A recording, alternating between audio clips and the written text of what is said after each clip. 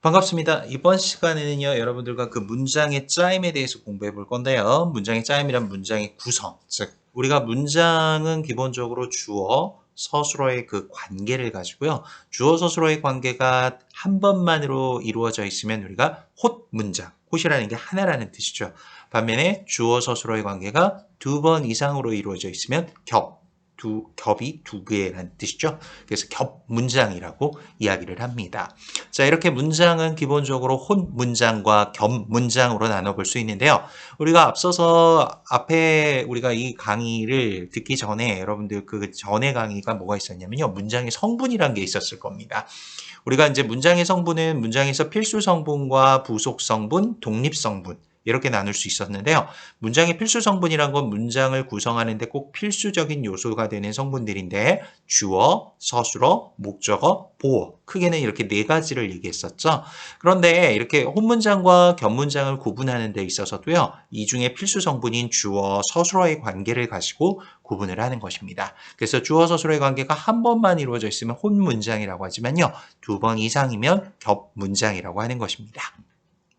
좀 더 자세히 살펴보도록 할게요. 자, 혼문장은 앞서 방금 설명드린 것처럼 주어와 서술어가 한 번만 나타나는 문장이라고 했습니다. 자, 설명만 들어서는 와닿지 않는다고요. 자, 예문이 준비되어 있습니다. 자, 밑에 한번 볼게요. 꽃이 피었다라는 이 문장에서는요. 꽃이 주어, 피었다, 서술어. 가장 기본적인 문장 형태네요. 주어와 서술어의 관계가 단 한 번만으로 이루어져 있죠. 문장을 조금 확장한 경우로 한번 보도록 할게요. 다음 문장 보시면 영희가 어제 일기를 썼다. 꽃이 피었다 보단 문장이 좀 길긴 하지만요. 주어, 서술어의 관계만 우리가 주목해서 본다면 영희가 주어, 썼다, 서술어. 주어, 서술어는 한 번만 나와 있죠. 어제는 부사어고요. 일기르는 목적어가 됩니다. 어쨌든 문장은 확장이 됐다 하지만 영희가 썼다. 주어와 서술어의 관계는 한 번만 나타났기 때문에 홑 문장이라고 할 수 있는 것이죠. 자, 다음 문장에서도 새 모자가 예쁘다라는 이 문장을 보시면요. 새는 관형어, 모자가 주어, 예쁘다, 서술어가 되겠죠. 주어, 서술어가 역시 한 번만 나왔기 때문에 홑 문장이라고 할 수 있죠. 우리가 주목해서 봐야 될 건 다음 문장인데요. 우리가 겹문장이라고 그러면 좀 기본적인 편견을 갖고 있는 게 문장이 길 거야. 주어, 서술어 관계가 두 번 이상 나오는 거니까 문장이 길겠지. 그렇게 해서 문장이 길면 겹문장이다. 이런 오해를 갖고 있을 건데요. 자, 여기 그 오해를 불식시킬 수 있는 예문이 있습니다. 자, 여기 예문을 쭉 썼죠. 멋진 그는 아름다운 그녀와 성대한 결혼식을 올렸다라는 문장이 있다고 해볼게요. 자, 이 문장에서 우선 주어 서술어의 관계를 쭉 가지고 볼게요. 문장이 좀 길어서 겹문장 아닐까라고 생각할 수 있는데요. 절대 겹문장이 아닙니다. 혼문장인데요. 이 문장의 주어는 그는. 자, 올렸다. 서술어. 주어는 그는, 올렸다는 서술어가 되는 거죠. 자, 문장 성분을 좀 구성을 해볼게요. 자, 우선 앞자만 써서 멋지는 관형어가 되겠고요. 그 다음에 기본적으로 그는이라는 것은 주어고요. 아름다운은 역시 관형어, 그녀를 꾸며주는. 그녀와는 부사어, 성대하는 관형어, 결혼식을은 목적어, 올렸다는 서술어. 이렇게 될 수 있어요. 자, 이렇게 주어와 서술어의 관계가 단 한 번만 나왔죠. 그래서 문장은 길지만 혼문장이다 라고 할 수 있는 겁니다. 다음 겹문장으로 넘어가 보도록 하겠습니다. 겹문장. 자, 주어 서술어의 관계가 두 번 이상 나타나는 문장이라고 할 수 있죠. 두 번 이상 나타나는 문장. 자, 그럼 주어 서술어가 뭐 세 번, 네 번도 나와도 겹문장인가요? 라고 할 텐데, 그렇죠. 자, 두 번 이상이라고 했기 때문에, 자, 두 번 이상 나온 건 겹문장이다. 이렇게 할 수 있습니다. 자, 예문을 한번 살펴보도록 하겠습니다. 인생은 짧고 예술은 길다라는 문장은요, 기본적으로 인생은 짧다라는 문장과 예술은 길다라는 문장이 합쳐진 것이죠. 그때 이 문장 간의 구성 관계를 보면 인생은 짧다라는 문장, 주어 서술어로 이루어져 있고요. 예술은 길다라는 문장은 주어 서술어로 이루어져 있죠. 이렇게 주어 서술어로 이루어져 있는 문장이 각각 연결이 돼서 대등하게 이어져 있죠. 인생은 짧고 예술은 길다. 그렇기 때문에 주어 서술어의 관계가 두 번 나왔다라고 해서 겹문장이라고 할 수 있겠습니다. 겹문장에서도 이어진 문장, 대등하게 이어진 문장이 되겠고요. 이것도 뒤에서 설명을 할 겁니다. 자, 두 번째 문장을 보시면 나는 배가 아파서 병원에 갔다. 아유, 이런, 뭐, 과식을 했나요? 배가 아프다네요. 아니면, 똥이 마려운 건가요? 자, 여기서 보시면요. 그 배가 아파서라는 건 배가 아프다라는 문장과 나는 병원에 갔다라는 문장이 합쳐진 겁니다. 자, 이 과정에서 배가 아프다라는 문장 주어 서술어로 이루어져 있고요. 나는 주어 병원에 부사어 갔다 서술어. 그럼 주어 서술어가 2번 이상 나와 있죠. 그렇기 때문에 앞에 게 원인이 돼서 뒤에 게 결과 형식으로 연결된 견문장인데요. 자, 종속적으로 이어진 문장이라고 할 수 있어요. 견문장에서도. 자, 그 다음 뒤에는요. 철수는 영희가 오기를 기다린다. 이 문장 같은 경우도 견문장이라고 할 수 있는데요. 철수는 기다린다라는 문장 속으로 영희가 온다라는 문장이 쏙 들어가 안겨 있습니다. 이렇게 영희가 오기라는 것은 안겨 있는 문장이기 때문에 안긴 문장이라고 하고요. 반면 우리가 철수는 기다린다라는 문장 영희가 온다는 문장을 안고 있죠. 그래서 안은 문장이라고 할 수 있습니다. 자, 그러면 이 문장에서는요. 무엇을 안고 있느냐? 영희가 온다라는 것이 이 문장에서 문 전체의 목적어처럼 기능을 해주고 있죠. 그러나 목적어라고 하지 않고요. 이 경우는 주어와 서술어로 이루어져 있기 때문에 절이라고 합니다. 그래서 목적절이죠. 그래서 목적절은 주절, 주어절, 목적절 같은 경우는 명사절이라고 합니다. 그래서 철수는 기다린다라는 문장은 명사절을 아는 문장이라고 해요. 뒤에서 이것도 나오니까요. 아직 이해가 안 된다고 해서 이거 어떡하지? 라고 하지 마시고 뒤쪽에서 다시 한번 설명을 하게 됩니다. 자, 지금 먼저 키워드 기억해 주셔야 될 건요. 본 문장은 주어 서술어의 관계가 한 번만 나타나는 문장이다. 반면 겉문장은 주어 서술어의 관계가 2번 이상 나타나는 문장이다. 이것만 기억해 주시면 되겠습니다. 자, 그럼 이제 견문장의 종류에서 견문장에는 앞서서 잠시 얘기했지만 안은 문장이라는 게 있고요. 자, 기본적으로 아는 문장, 안긴 문장이라는 게 있는데요. 자, 우선 아는 문장부터 먼저 볼게요. 아는 문장은 다른 문장 속에 기본적으로 다른 문장 속에 들어가 하나의 문장 성분으로 쓰이는 혼문장을 안고 있는 경우라고 할 수 있습니다. 다른 문장 속으로 들어가 하나의 문장 성분으로 쓰이는 혼문장을 안고 있는 경우. 자, 그러면 예문을 한번 볼게요. 비가 오다라는 문장과 우리는 기다렸다라는 문장을 합치려고 해요.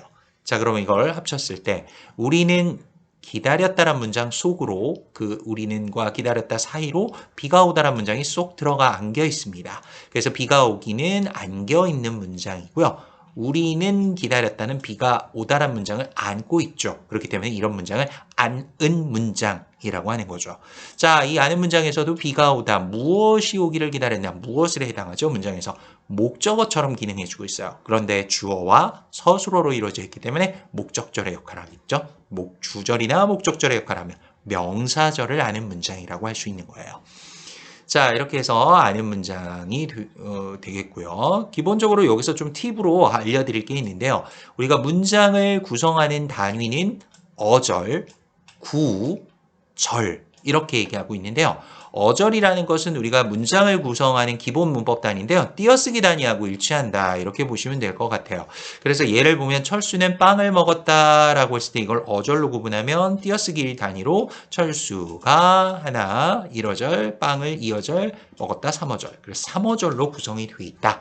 라고 할 수 있죠. 우리가 시험 문제에서도 뭐 3어절로 쓰세요. 2어절로 쓰세요. 이런 문제들 주관식으로 나오는 경우 있었잖아요.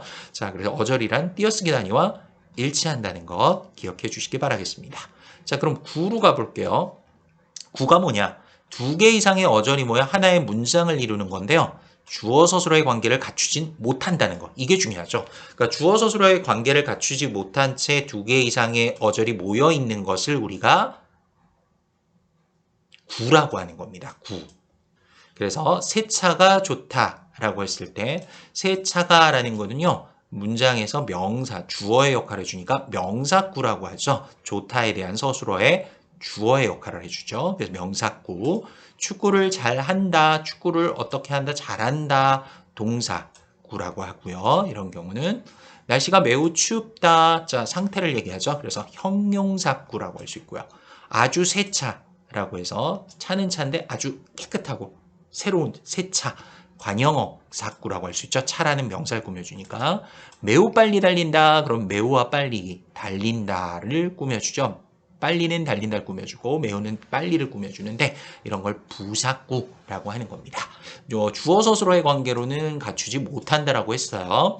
자, 그럼 우리가 볼 건 절이죠. 절. 우리가 뭐 절을 아는 문장. 지금 우리가 견문장에서도 아는 문장을 공부하는데요. 절을 안고 있는 거죠. 주어와 서술어의 관계로 돼 있는. 자, 두 개 이상의 어절이 모여 하나의 의미단을 이루는 건데요. 앞서 설명한 구와 달리 주어와 서술어의 관계는 갖추지만 독립적으로 쓰이지 않고 더 큰 문장 속에 들어가 있다는 점에서 보통의 문장과는 다르다라고 했습니다. 그래서 더 큰 문장에 들어가 있기 때문에 절을 안긴 문장이라고 부르기도 한다라고 한 거.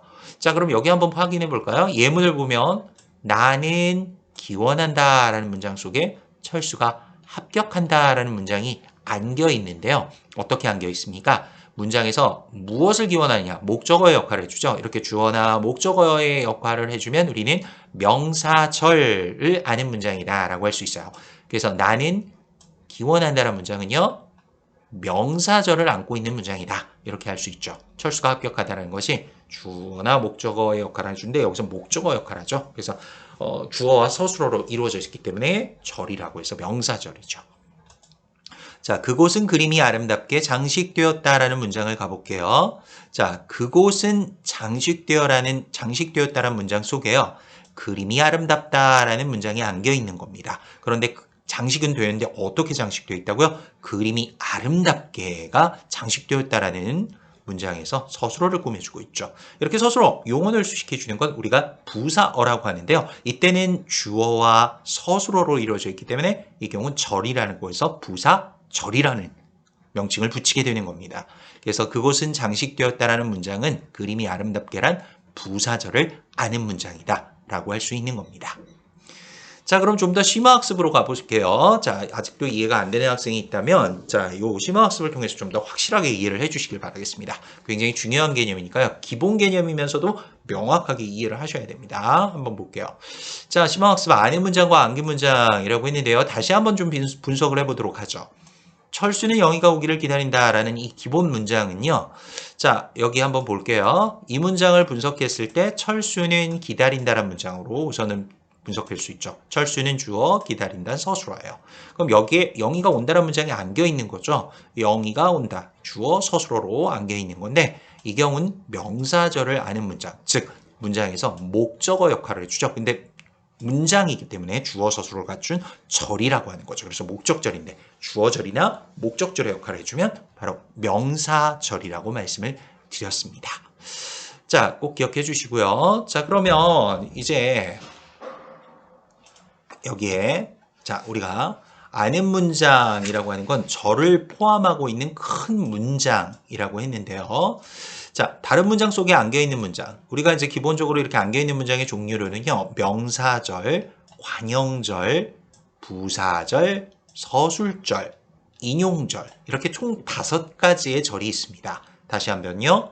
명사절, 관형절, 부사절, 서술절, 인용절.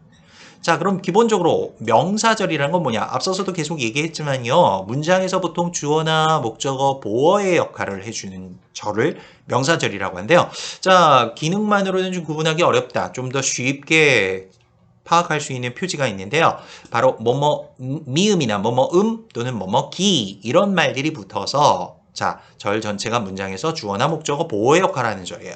자, 예문 한번 볼게요. 우리는 바랐다. 무엇하기를? 영희가 합격하기를 바랐다. 영희가 합격하다라는 것이 주어 서술어로 갖춘 문장이죠. 근데 여기서 우리가 눈여겨봐야 될 게 뭐뭐하기, 기가 붙어 있는 거 보이시죠? 여기 보면 표지로 기 이렇게 붙는다고 했어요. 그렇기 때문에 이 경우는 명사절이라고 할 수 있고요. 그 일은 하기가 쉽지 않다. 그 일을 하다라는 문장이잖아요. 그럼 일을 한다라는 문장인데 여기에 기라고 해서 역시 명사절의 표지가 붙어 있습니다. 자, 이렇게 명사절은 뭐뭐 미음이나 뭐뭐 뭐뭐 기라는 것이 붙는다는 거 기억해 주시고요. 뭐 음이나 미음이 붙은 경우는 어떤 게 있나요? 라고 할 텐데 그것도 하나 예를 들어 볼게요. 우리는 영수가 피자를 먹었음을 알았다. 이런 문장이 있다고 해볼게요. 우리는 알았다. 그러니까 피자를 먹은 범인이 영수가 피자를 먹었다는 걸 알았대요. 영수가 피자를 먹었다. 그럼 영수가 주어, 피자를 목적어 먹었음. 서술어죠. 자, 그럼 여기에 보면 뭐뭐 이렇게 붙어 있는 거 보이시죠? 이 부분이 안겨 있는 문장인데요. 여기에 보면 뭐뭐 이라고 이렇게 돼 있을 거예요. 그래서 뭐뭐 이나 뭐뭐 미음 이런 형태로 붙어 있으면 우리가 이것도 명사절을 아는 문장이다. 이렇게 얘기할 수 있는 거죠. 자, 그럼 이제 관형절이라는 걸 한번 살펴보도록 하죠. 관형절. 자, 관형절은 우리가 문장 성분 공부할 때 관형어 공부했었죠. 관형어가 뭡니까? 보통 체언을 수식해주는 기능이죠. 체언이란 명사나 대명사, 수사를 일컫는 말이죠. 자, 그러면 관형사형 어미, 여기서 관형사형 어미, 뭐뭐은, 뭐뭐은 또는 뭐뭐을, 뭐뭐는, 뭐뭐던 또는 뭐뭐니은, 뭐뭐리을도 되죠. 이런 것들이 붙어서 절 전체가 문장에서 관형어의 기능을 하는 절. 한번 예문 보도록 할게요. 나는 비가 오는 소리를 들었다. 이런 문장이 있습니다. 나는 소리를 들었다 라는 기본 문장 속에요. 비가 온다라는 문장이 쏙 들어가 안겨 있는데요. 자, 이 비가 온다라는 문장이 뒤에 오는 소리라는 명사를 꾸며주고 있죠. 자, 여기인데 꾸며줄 때 뭐뭐는으로 붙어 있습니다. 자, 여기 뭐뭐은, 뭐뭐는, 뭐뭐는 여기 있죠. 뭐뭐는 오는. 비가 오느니 소리는 소리인데 어떤 소리? 비가 오는 소리. 그래서 비가 오느니 소리를 꾸며주고 있으니까 관형어와 같은 기능을 하는데요. 이때는 주어와 서술어로 이루어져 있는 문장이기 때문에 관형절이라는 명칭을 붙이게 되는 겁니다. 아시겠죠? 자, 그래서 기본적으로 지금 여기 나와 있는 이 표지들, 명사절의 표지는 뭐뭐음, 뭐뭐기가 붙는다고 했고요. 관형절의 표지는 뭐뭐니은, 뭐뭐리을, 뭐뭐는, 뭐뭐던 이런 것들이 붙는다는 거 꼭 외워두시기 바랍니다. 이건 암기입니다. 자, 그 다음 부사절은요. 부사형 어미에 뭐뭐이, 개, 아서, 도로 이런 것들이 붙어서 절 전체가 부사어의 기능을 하게 하는 점. 부사어가 뭡니까? 기본적으로 용언을 수식해 주거나 또는 부사가 부사를 수식하거나 또는 관형어를 수식할 수도 있고요. 문장 전체를 수식하기도 하죠. 자, 그럼 한번 예문을 보도록 할게요. 우리는 막차를 기다렸다는 문장 속에 눈이 빠지다라는 문장이 안겨 있어요. 그런데 어떻게 안겼어요? 눈이 빠지게, 뭐뭐게 이렇게 돼 있죠. 여기 뭐뭐게라는 표지 보이죠? 이렇게 게라는 표지를 가지고 눈이 빠지게 기다리긴 기다렸는데 눈이 빠지게 기다렸어요. 이게 부사어의 역할을 하죠. 근데 문장이니까 부사절이라고 하는 거고요. 자, 두 번째 문장. 비가 내린다라는 문장 속에 소리가 없다라는 문장이 안겨 있는데요. 소리도 없이 이렇게 뭐뭐이 이렇게 되어 있죠. 이 부사어미 뭐뭐이 이런 식으로. 자, 그래서 소리도 없이 내린다. 자, 내리긴 내린데 소리가 없이 내린다. 이거 역시 부사절로 안겨있는 문장이다 라고 할 수 있겠습니다. 자, 이제 서술절과 인용절 남아있는데요. 서술절은요, 기본적으로 절 전체가 문장에서 무슨 역할? 서술어의 구실을 하는 역할을 하는 것이 문장이 자 서술절이라고 할 수 있어요. 특별한 이건 표지는 없는데요. 좀 쉽게 구분할 수 있는 부분이 문장의 주어가 두 번 나타난다는 거예요. 보통 주어, 서술어의 형태로 나타나죠. 그럼 뭐 학생들이 질문하겠죠. 아까 견문장 선생님 그 주어와 서술어의 관계가 두 번 이상 나타나야 된다면서요? 물론 그렇게 말씀드렸죠. 그런데 여기서 이제 질문이 나오겠죠. 아니 주어는 두 번 나왔는데 서술어는 한 번 나왔는데 그럼 이건 견문장 아니지 않습니까? 이렇게 얘기할 수 있죠. 자, 지금부터 잘 설명할 테니까 한번 들어보세요. 예문에서 보시면 토끼가 귀가 길다란 문장이 있는데요. 이 문장에서는요. 전체 주어인 토끼가가 주어라면요. 귀가도 주어고요. 길다도 서술어죠. 그럼 귀가 길다는 하나의 문장인데 주어와 서술어로 이루어진 전체 주어인 토끼가 어떻다라는 걸 풀어주는 역할을 해요. 서술해주는 역할을 한다는 거죠. 한마디로. 토끼가 귀가 길다. 그럼 여기서는 보통 표지로 보면 토끼가 주어, 귀가 주어, 길다. 서술어의 형태로 나와 있습니다. 주어가 두 번 이렇게 나와 있고요. 서술어. 주어, 서술어. 그래서 쭈쭈서. 이렇게 기억을 해주시면 좋아요. 그래서 주어가 보통 두 번 나타나고 서술어가 한 번 나온 경우는 그 뒤에 나온 주어 서술어가 앞에 나온 주어의 전체에 풀어주는 역할을 하는 서술어 역할을 한다는 것으로 기억해 주시면 되기 때문에 이땐 서술어가 아니라 문장이니까 서술절이라고 하는 겁니다. 하나만 더 보죠. 자, 할아버지는 인정이 많으시다라는 문장이 있는데요. 이 문장의 경우도 문장은 짧아서 혼문장일 것이라고 생각할 텐데 절대 그렇지 않죠. 할아버지는 주어, 인정이 주어, 많으시다 서술어. 인정이 많다라는 주어 서술어로 이루어진 문장이 앞에 있는 할아버지라는 전체 주어가 어떻다고 풀어주고 있죠. 이런 것들이 우리가 서술절이라고 합니다. 하나만 더 해볼까요? 자, 코끼리는 코가 길다 이런 문장이 있다라고 해볼게요. 자, 역시 여기서도 코가 길다는 주어 서술어로 이루어진 문장의 형태라고 할 수 있겠죠. 그래서 기본적으로 이 코가 길다가 코끼리가 어떻다라는 걸 풀어주니까 이 부분은 서술절로 안겨있는 문장이다라고 할 수 있습니다. 그러니까요, 이제부터는 뭐 눈치가 빠르게 뭐 눈치껏 또는 뭐 이렇게 꼼수를 쓴다고 문장의 길이가 짧으면 혼문장이고 길면 견문장이다. 이런 말도 안 되는 생각을 하시면 안 됩니다. 문장이 짧아도 견문장일 수 있고요. 문장이 길어도 혼문장일 수도 있다는 거. 앞서서도 이미 살펴봤죠. 문장의 길이로 따지시면 안 되고요. 명확하게 이런 것들 분석하실 수 있어야겠죠. 기본 개념이 그래서 중요한 겁니다. 자, 이제 마지막으로 인용절. 인용절은 제일 쉬운데요. 이것만 외우시면 될 것 같아요. 인용문의 표지, 뭐뭐고, 뭐뭐라고 이런 말들이 붙어서 다른 사람의 말을 직접 또는 간접으로 빌려온 문장을 우리가 인용절이라고 해요. 그래서 뭐뭐라고 붙어 있으면 직접 인용, 뭐뭐고라고 붙어 있으면 간접 인용이라고 하는 것이죠. 그는 날씨가 좋다고 말했다. 이게 간접 인용이라면요.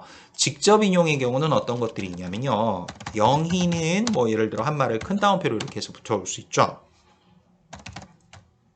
날씨가 좋다.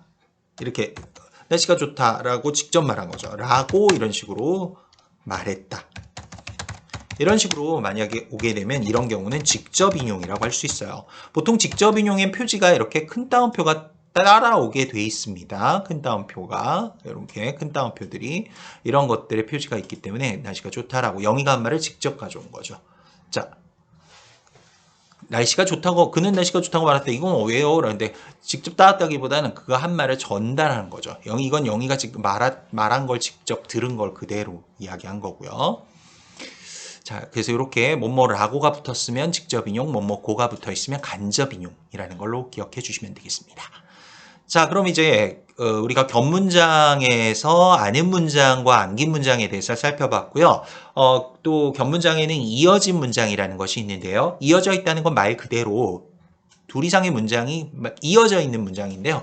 이어져 있는 게 대등하게 이어져 있는 경우가 있고요. 종속적으로 이어진 경우가 있습니다. 자, 대등하게 이어졌다는 건요. 앞절과 뒷절의 의미가 대등하게, 말 그대로 기차의 객차와 객차를 연결하듯이 이어져 있는 형태를 우리가 대등하게 이어진 문장이다 라고 할 수 있어요. 예를 들어 꽃이 피고 새가 온다, 뭐 인생은 짧고 예술은 길다 이런 문장에서 보시면요. 인생이 짧기 때문에 뭐 예술이 길어진 건 아니죠. 전혀 의미관계에서의 연관성이 상관이 없는 거죠.